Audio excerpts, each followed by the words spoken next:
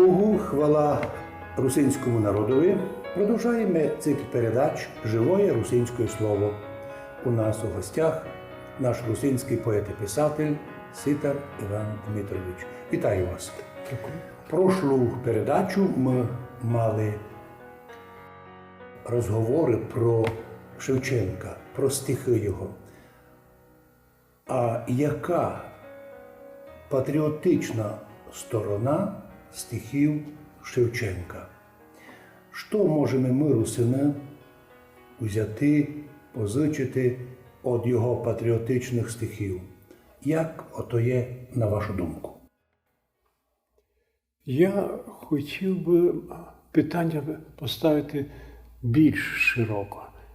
Не лише зв'язок із поезією Шевченка, а взагалі ця тема звучить у всіх поетів, письменників, мудреців, які шанують свій народ, люблять свою землю, то, що ви сказали, патріотизм, любов до своєї землі.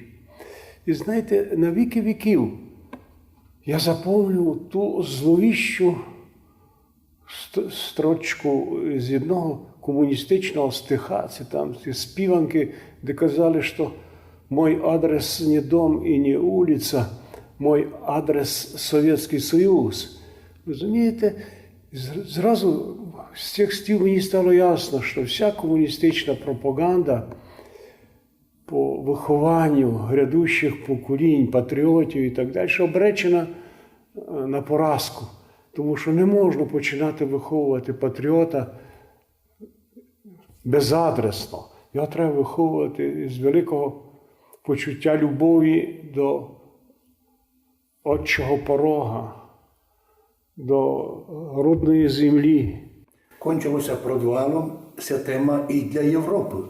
Європейський Союз думав, що зжене всі народи у один союз, а виявилося, що нині процеси вказали, кожен народ не хочеться лишати своєї національності і свого язика.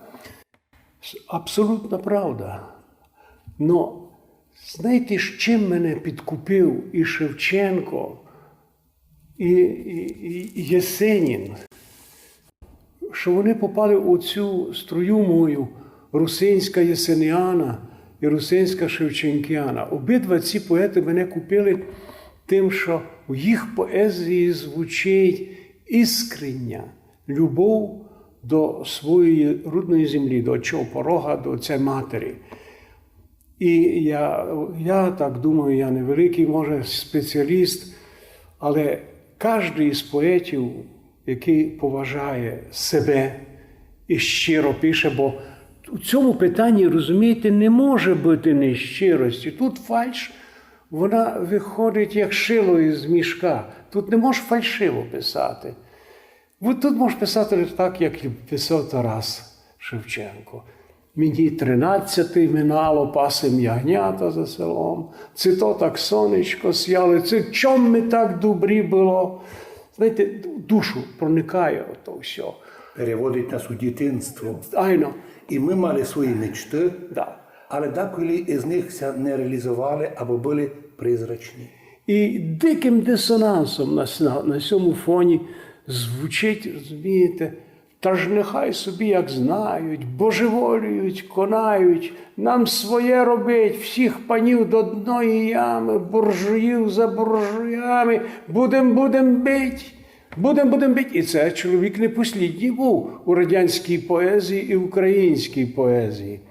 Чому я зразу взяв такі два страшні полюси, далекі полюси? Тому що кожен поет починав із любові до рідного краю, до своєї матері. Знаєте, це є той краєгольний, пробний камінь, чи ти є справжній. Якщо, наприклад, з мене, ви кажете, що якийсь я там русинський поет, то я вам скажу, що я не родився поетом. На мене був огромний вплив світової літератури, від вітчизняної літератури, руської поезії. Наприклад, Єсенін. Чому я став писати Бо Єсенін Сергій мене зразу підкупив своїм віршем, який називає «Письмо матері». «Письмо матері». Знаєте, коли він написав це, я переклав його зразу на русинську. Десятки років цей вірш ходив у рукописях, люди його читали. І пам'ятаєте, то, «Жива ли ти, живаль моя старушка, жив і я, привіт тебе, привіт». А по-русинськи? А по-русинськи «Ці живі сте, мої любі мамко, дяка вам, живі ушитки ми, най над вашу хижу кожний ранку куряться з ялових дров дими. Пишуть ми уж вам без мене тяжко, сон пулий вам давить душу знов. Вам ся снить же з мене три п'яниці, в корчмі в лавр серця цідять кров. Що за сни? За що вам ся покута? Лемкоботних вас Господь спас. Не такий я вже страшний планіт, аби умер, не увидівши всіх вас. Я остався люблячу в дитину і навхтема думку мав єдну про то, як ви казали, сину, при біді вертайся геть дому. Яся верну, мої любі мамко, коли в яри розквітне старий сад, але муженя не зганяйте рано, як тогди, як 8 літ назад. І вже не вчіться молити, бо старому вертення не є. Я і так вас буду всіх любити, доки вічна тьманя не пов'є. І порвіть думок страшних тих друтя. Я вас прошу, мамко, знов і знов, не ходіть так часто на розпуття, обися скорше стрітити знов. Розумієте, все. Я його прочитав, і цей вірш мене пронизав, мою душу, моє серце і мій розум. А мені у русинському варіанті намалював як маленьке кіно. То, що сте казали, я тепер увидів. Так. Як наші матеря чекали нас усе. І деколи казав отець матері, ба це прийдуть наші діти. А мати казала, чув у серцю, може, прийдуть. І то родило у Есенінові такий вірш. І зараз я написав свій стих. Написав стих «Сокотить матерів». Доки жиють наші матері, доти в нас щаслива кожна днина. Нам все видить, аж ми не старі, бо кожній мамі ми усе дітей. Матерям ми серед всіх найкращі. Діло нас навшитко вони готові, не чекають вони дарунки вдячні, радості у нашому доброму слову. Кажіть їм днесь, не откладайте, на завтра добрі в те слова. Май більше щастя пам'ятайте, ож мати з нами, ож жива. От бід, хвороб, негороздів, матери нас всякде сохраняли. Кіть нас кось у жизни уразив, як вони ся мучили і страдали. Діло себе нічого не просять, страдають, плачуть, промовчать, вони свій жаль у серцю носять, ночами через нас не сплять. В молитвах Господа благають, моїх дітей, Боже, верни, нещастя й горя най не знають, в отцюський дум їх наверни. Бо тяжко матері в отцові про діток своїх ніч не знати, їх видіти вночі у снові і хоч на сятки їх чекати. Чому, кажіть ми, такся стало, уж встежність ми на всі діла, на матірним часу не встало на ту, що нам живот дала. А сину у нашому животі ніч порівнятися не годно, бо всьому матери святі на Божу матіру не подобні. Тому хвалу їм приносити, пілуйтеся в отцюський дім, бо буде пізно то зробити, як вас на погріб позвез він. Бо мати вже тогди не зможе свою усмішку у вас простити. Подобне Господь най поможе від своїх діток не зажити. Спаси, Господи, дякуємо чудесніше і благословенніше, як Христос благословляв уважати родителів, но предупреждав, щоб узирати на небо, щоб любов до Бога, а та любов рождала любов до родителів. І діти учаться у нас усе любити матір, і світова практика називати материнський язик іменно імені матері. Ну і ще я напрашую два слова повісти. Уже казав, мати єдинственний і самий надійний, найвеликий славний учитель русинського язика. Іменно від матері ми приймаємо, Wszystko, щось ми достали від своєї мамки, Царства Небесної, є від своєї, але маємо пам'ятати, хто наш професор і академік був. Наша мамка і ще деколи наша бабка. Теж від таку філософію, деколи бабка передасть дітям ліпшого воспитання, як мама і бабка, дітям ніяка школа не дає. Царство Небесне моїй мамі, рідній, дорогій, незабвенній. Знаєте, коли ми тепер глибоко задумуємося, як би нам воспитувати грядущі покоління, як би їм привити любов до Господа Бога. Знаєте, я споминав дуже просто. Може, Костя і осудить, і улибнеся. Нас троє росло в мамі, дурняків. Та доки ми не помолили Господу Богу, доти нам їсти не дали. Вечір, доки ми не помолили Господу Богу, не поклали нас спати. А пак далі ми то прийняли в плоть і в кров. І в плоть і в кров ми прийняли отцівський наказ, що Іване, не можеш йти життям неправду і злом, не укради. І такимся я став до кінця свого життя. Не знаю, чи тимся гордити, не можеш, не навчили я красти. На всякому случаю, мене так навчили мої родичі. Ми констатуємо школу наших родителів, коли учили нас любити Бога, бо родителі знали Слово Боже, Священне Писання. Хто любить Бога, тот любить і родителів, а любить свій народ, а й патріотом є. Уці треба починати. І знаєте, чому держава не б'є наша, усі колоколи, усі дзвони не б'є? Уж гойте, люди, народ уходить з України, мільйони людей лишають свою землю. Розумієте, тисячі і тисячі молодих прекрасних дітей, вже вивчених, не йдуть робити на свою землю, а йдуть у чужину, тамся доучують. І хіба, повічте мені, можеся надіяти якось із цих власть імущих, що ті, що кончать Сорбонну, кончать Кембридж, кончать, розумієте, Польщу, Відень, що вони се вернуть патріотами України додому. Чому? От, знаєте, за що болить душа. І за то великий Тарас Шевченко казав, що чужому навчайтесь, але й свого не цурайтесь. А перед тим казав, що кобисці се вчили так, як треба, та й мудрість би була своя. А то залізете на небо, і ми не ми, і я не я. Звідси мається починати якась, розумієте, воспитання патріота. Звідси має починати. У воспитанні патріота інтересна задача і сім'ї, і держави, но ми знаємо, що мама гарантований воспитатель патріотизму. А хто в школі буде вчити дітей наших патріотизму? Якщо вчителі будуть невіруючі, не маючи опита, або не будучи патріотично настроєні, це будуть беревати у дітей вчити патріотизму. Мама гарантовано, бабка душу дасть.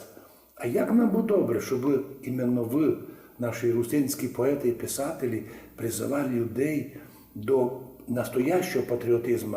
Бо патріотизм – це не лише войкати, а бігати по вулиці, когось бити, а наоборот, часть свого життя присвятити народові, поділити Богу, сім'ї і державі.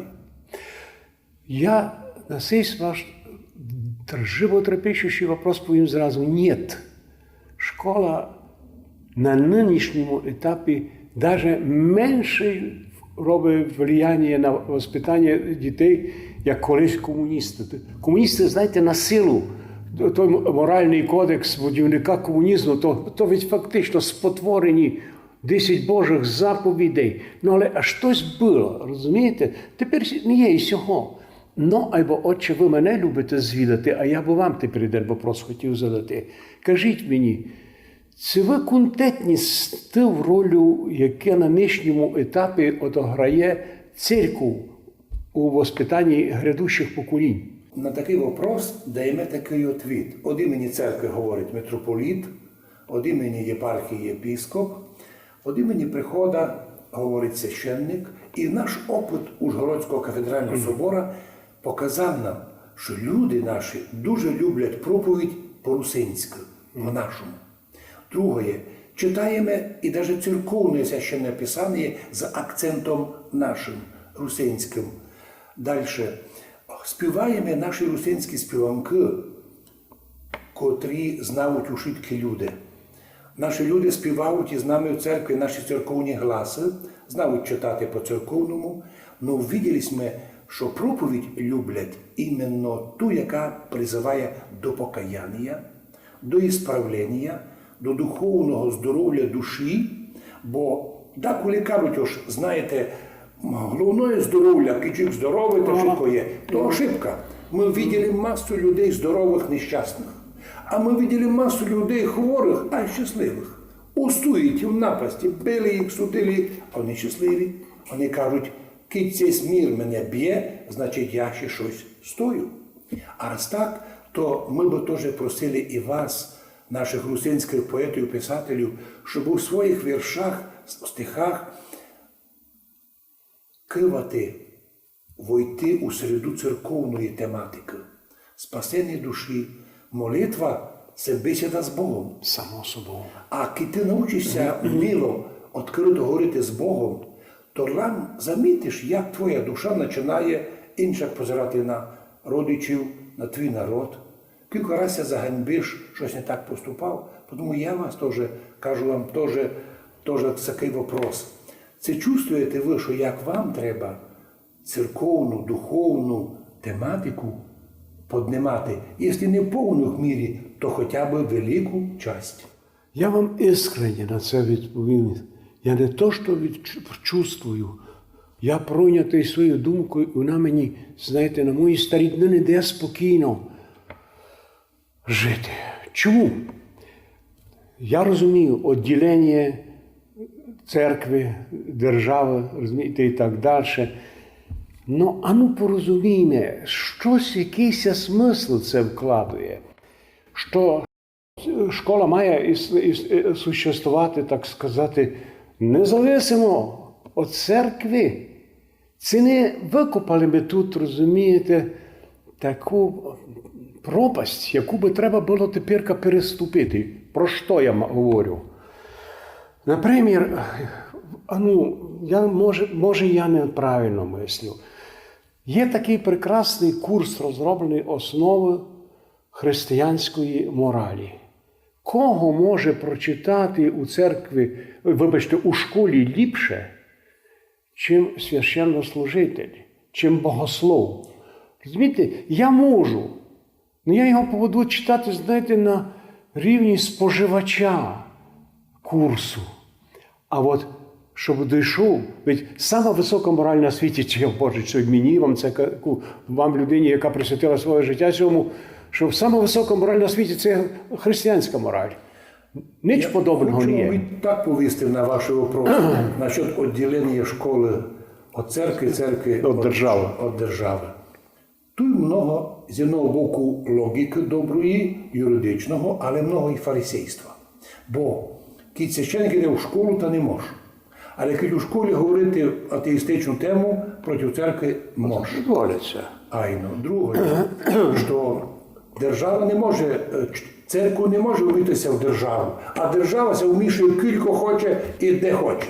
І деколи так се вмішує, що ганьбимося всі. А це значить, що знову просимо вас, поетів, писателів, обратити увагу, про що казали наші тоді Шевченко, наші писателі, і це могли б сте відкрити ще одну тайну вашої діяльності – русинська онтологія руської поезії. Бо я думав, що ви будете постепенно йти. Сперва відкриваєте нашу русинську проблематику, відкриваєте нам русинам Шевченка, відкриваєте нам Есеніна. А от як ваші труди относительно некої більшої, більш ширшої онтології русинської поезії. Що ви в нього вклали у той труд, який тепер, наскільки я знав, вже йде на виході? Дуже много вкладено. І ще раз кажу, я не є самородок. Я виник, як може, як поет, як, на базі того, що було до мене.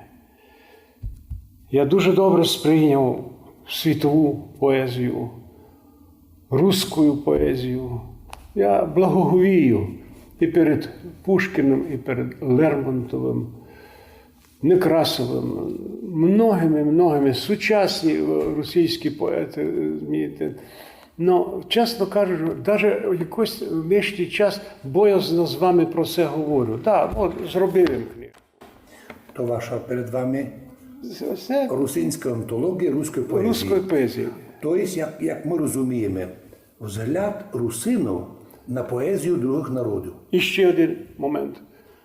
Хотів би, бо я в попередній передачі вам казав, що один із головних моїх вопросів, які я хочу розрішити для себе, хочу проуказати челяди, котрих то інтересує, що наш прекрасний русинський язик – це равноправний серед усіх слов'янських язиків, і що на ньому буде звучати, і хлопці, доказали наші люди, поети прекрасні, доказали, що там буде звучати і Шекспір, розумієте, і прочі, а в тому числі і руська поезія, класична руська. А як звучить Пушкін по-нашому? Ну, але ж не улыбайтеся, бо тут ще, знаєте, так сказати, над многим поробити. Ну, але, наприклад, я зі страхом Божим брався не лише за Тараса. Я від радості, що ви берете на себе такий титанічний труд, бо є такої у світі тепер, що є приватна власність або інтелектуальна власність, а ви свою інтелектуальну власність даруєте народові. Є долиш, штрих такий. Олександр Сергійович Пушкін, всі його знають, той стих, і дуже страшно просто брати. Я вас любил. Я вас любил, любовь еще, быть может, в моей душе угасла не совсем. А по-нашому? По-русинськи, я вас любив. Любов ще годно бити, моєї душі загасла недомак. Вам за це не требася журити. Не хочу я смутити вас ніяк. Я вас любив без надії, без слова. То у страху, то в ревності я жив. Я так любив, що прошу тепер Бога, аби другий майсильно вас любив. Прекрасно. Розумієте, це Олександр Сергійович Пушкін. Ну і що хочу сказати вам, і не лише він, і Лермонтов, дума, смутно позирав я на наше покоління, його будучина, вать пустота, вать прах. Це Лермонтов. Його стих «Я один виходжу на дорогу, крізь мраки кремристий путь блищить, тиха ніч, пустиня слухать Бога, і звізда звіздою говорить. В небесах і сяточно, і чудно, голубом сиянні спить земля. Що мене болить? І так ми смутно.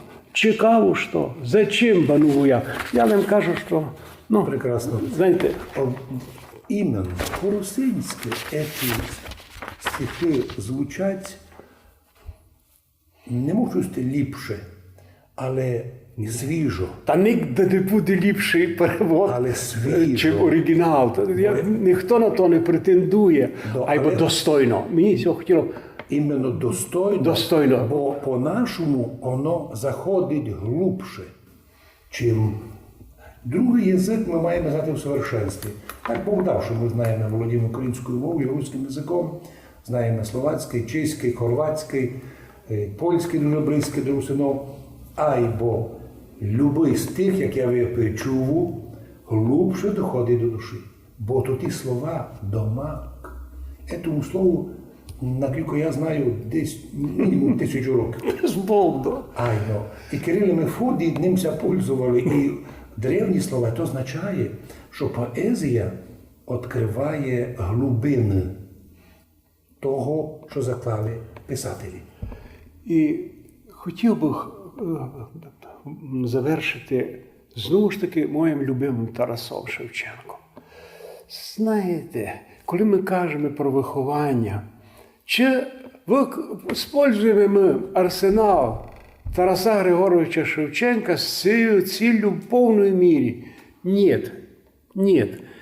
Кіть будемо говорити, наприклад, те, що ми сьогодні тронули, виховання патріотизму і релігійна тематика, виховання іменно релігійних почуттів. Так, читайте уважно, будьте добрі, псалми Давидові, Тарасові. Читайте, будьте добрі, дуже уважно, розумієте, поему «Неофіти», про страждання тих людей, тих перших християн, які йшли на розтерзання звірів за віру у нашого Господа Ісуса Христа. Читайте його прекрасну, неспорівняну поему «Марія» про Божу Матір, Матір Бога нашого Ісуса Христа. І ви розумієте, ви зразу порозумієте велич Тараса Шевченка, і вас майже не буде кортіти пасквілі про нього складати, розумієте? Я такий пасквіль прочитав у книжці «Вурдалак Тарас Шевченко». Ну, не буде. Ну, то друга передача буде. Якщо захочете, то можу говорити на цю тему. То, що ви хочете, ото ви говорите. Нині акцент був на те, що вже в його часи многі люди псалми не читали, і Шевченко через поезію їх вертав. У нам, русинам, то не грозить, бо у наші русини нині, як не де у світі, кожен день, у кожному селі по 10 і по більше раз прочитується псалтиря за здоров'я, обов'язково за упокой, на перший день, другий день смерти, на 9, на 40, на роковину. У нас се читали псалтирі. Значить, нам не так много та подсказка Шевченкова важна, но вона важна современним чиновникам, современним великим людям, які, уви, не держали ніколи псалтирі руки. Та ми їм кажемо вашими словами, ну хоч Шевченка псалми почитайте. Я розумію, про що ви говорите, але ви дуже справедливо кажете, що я свою книжку мушу вам маленьку в качестві реклами повісти, що Бог дасть здоров'я, книжка вже в видавництві в роботі, і через місяць буде книжка русинська Шевченкіана. Це дайте хоч пару екземплярів нашим чиновникам, бо вони Ні, я їм не дам. такі багаті. Я не дам, вони мені ніч не дають. Вони мені на мої 5 книжок не дали 5 копійок. Помилуйте їх, дайте їм, бо вони такі багаті фінансово і, уви, зачастую дуже бідні духовно. Я думаю, що іменно їм, а не простому народові, бо наш народ простий, більш церковний і близький до готовності бути і патріотом, і преданим, і вірним. Практика показала, ні одного не є патріота, чоловіка з безбожників. Безбожник не піде на патріотизм. Він не буде присвячувати своє життя. За що? Нині живу, завтра умру, доки живу, рву, як писав колись Соломон за таких безумців. А от люди помнять слово Христа. Не більше подвига, аж хтось положить душу свою, життя своє за друзів. Так ми кажемо нині, та не мусить життя все класти, але хоч часть талантів присвяти народові своєму. А особливо касається людям на посадах. Так. Знаєте, читаємо товсті тома філософські і так далі. А я все буду казати, прочитайте уважно, душою читайте, не очима, серцем і розумом Нагорну проповідь Ісуса Христа. Прочитайте і подумайте, і подумайте. Кить буде ваша ласка, аби ж нам ще щось прочитали із поезії, доки ще другі не чули і не виділи, ще руку в руках не держали книжку, а ми вже щось іще якогось нашого писателя із сусідських народів увидіти, що вони кажуть. Мені так важно широту ваших взглядів. Скільки люди почали.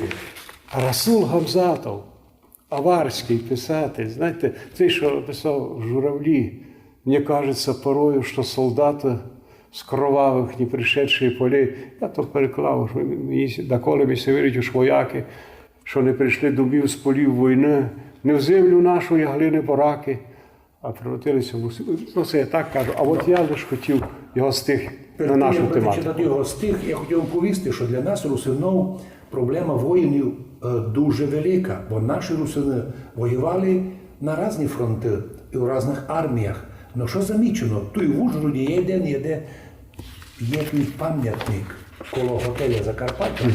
Написано, що закарпатцям, русинам, котрі воювали проти фашизму по всій Європі. От і все. Удивительно. У різних арміях, но проти фашизму. Так. У нас рідкі случаї були з русинів предателів. І то так лише, яка ситуація була тяжка. Основний аргумент у русинов – фашизм чужое, безбожие чужое. Іменно, а що перевелися із Расула Гамзатова? Нині звучить тема про наших маму. І в нього є прекрасний стих «Слово за матір». Тяжко жити, кить матір ти стратив. Май щасливі оти, в кого мати жива. Во ім'я моїх погибших братів, хоть малося вдумайте в мої слова. Як би не манив вас потик собитий, як би не затягував крутіль свою, так і очі в голові матерів сокотіте, од ушитких ураз, од тягот, од болю. Буль за синами подобно білилу, вибіліть коси у них до біла. Кить даже серце у вас зачерствіло, матері дайте каплю тепла. Кить налада серця стала майстрога, будьте ж ви, діти, ласкаві до них. Сокотіть матерів от злого слова, знайте, рана от вас їм май боляча от всіх. Кить вашіся мами сфарадловали, от починок добрий ви їм довжни. Сокотіть їх от чорних отих одіяній, сокотіть матерів от війни. Мати умре, і не згладяться шрами. Мати умре, нічим буль не вглаїти. Діти на світі, сокотіть усе, маму, заклинаву, вам треба їх фурт сокотити. Чудесно. Кажіть, побудь стих, сокотіть матерів. Чесне слово, я не знав про цей стих. Ми не списали, Гамзатова я не списав. Дуже сте удачно употребили один глагол. Если в украинской мове втратити, русские утратить, то вы использовали наше древнее, но более глубокое слово «стратити». Воно ся лишило в современних язиках, як закончити комусь життя. Но ведь у вашому стихові зазвучало то, що коли ти маму лишив, забив, то ти її стратив, ти їв рану наніс у серцю. Собі ясно, ти лишився благословення, але ти її у серцю поразив, яке зафіксовано. Так що удачно сте зробили, глагол стратив. І в кінці дуже файно сокотити матір. Слово сокотити теж старе слово. Може, пам'ятаєте, ось коли ковьор хотять сокотити та скотять його в'єдно, але коли двоє крутять та сокотити, а значить, покликає нас і цей поет, матір удвоєну силу сокотити, охороняти. Бо то, що ми обладаємо, русини на нинішній день не мають ні школи русинської початкової, ні середньої, ні університету.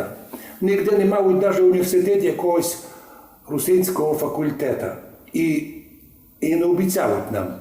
Ну, у нас є унікальна вища школа русинського язика, наші матеря. Вони продовжують свою святу роботу. І так буде до віку. І так буде до віка. Но наші опоненти, знаєте, що зробили? Почали виривати наших матерей і заганяти їх на роботу за границю, обися діти остали самі без матері. Бо кить без няняся остали, то ще півбіди. А кить без матері, ото сироти. Зато нині теж у ваших стихах мали би знайти та проблема, що матеря йдуть. В одному з наших русинських віршів є таке, що «Мамо, вернися домів і з тої заробітки, не треба нам ті заробітки, будь дома, бо ми чули твій голос і ми бачили твій красний образ». Такі вірші русинов є.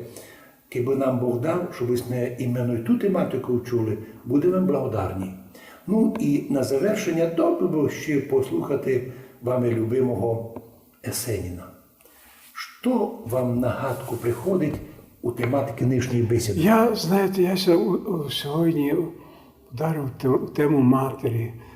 Прийшло ми тут, прожила мама, прожили мої красні роки. І то та їхня любов і ласка, знаєте, супроводжує мене ціле моє життя. Ціле моє життя.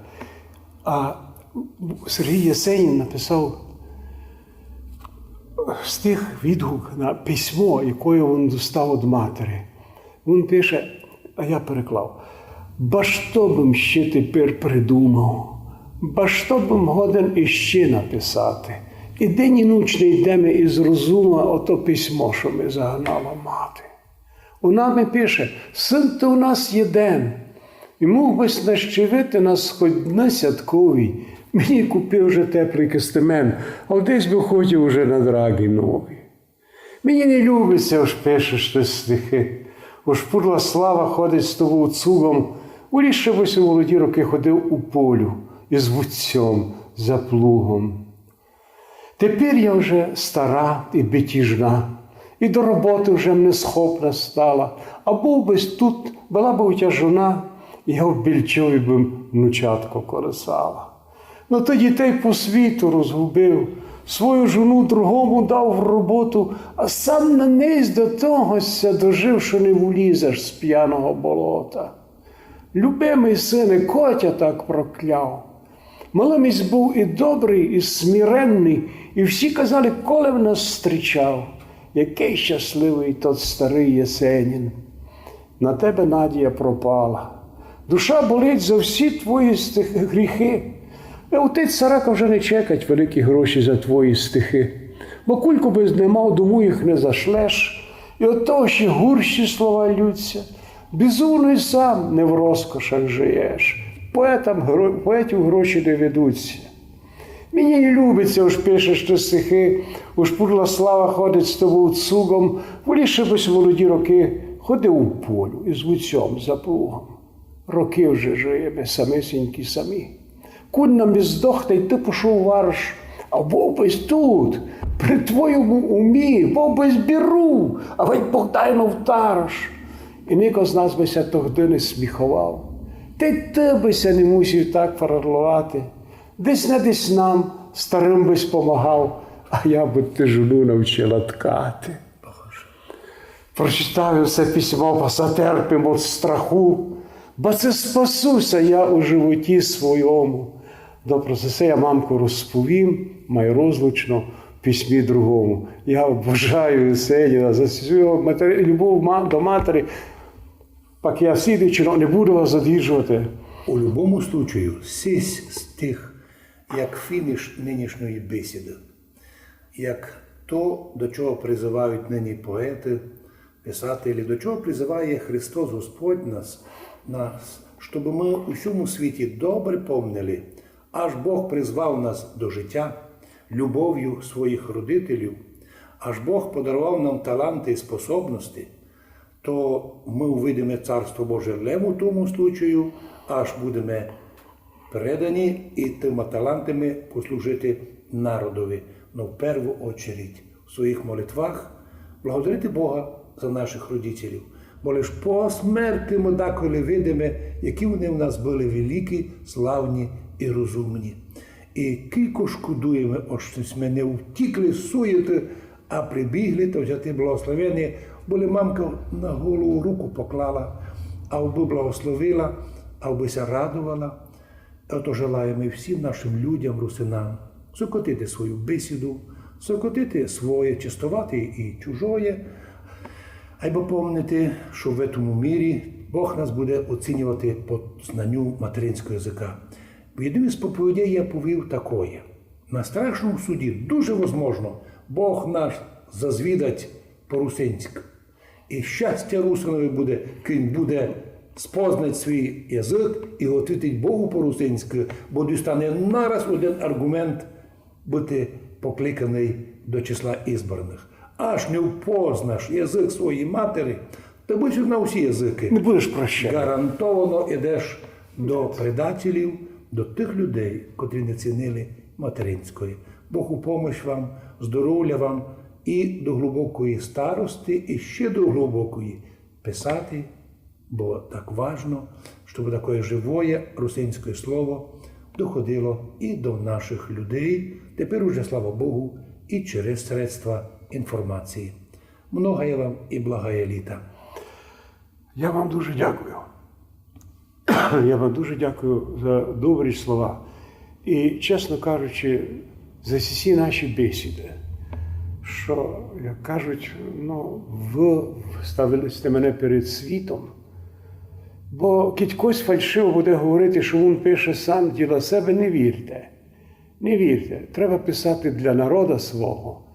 Його мати головною цілею мати свій народ, а для мене це все головне. Дякую вам за ваші добрі слова і за добре відношення до мене. І най вас Бог благословить у вашій прекрасній роботі, такою нужною і потрібною нам ушитким на цій землі. Мали ми передачу «Жива русинська поезія». У гостях у нас був наш любимий русинський поет і писатель Ситар Іван Дмитрович. До слідуючих зустріч.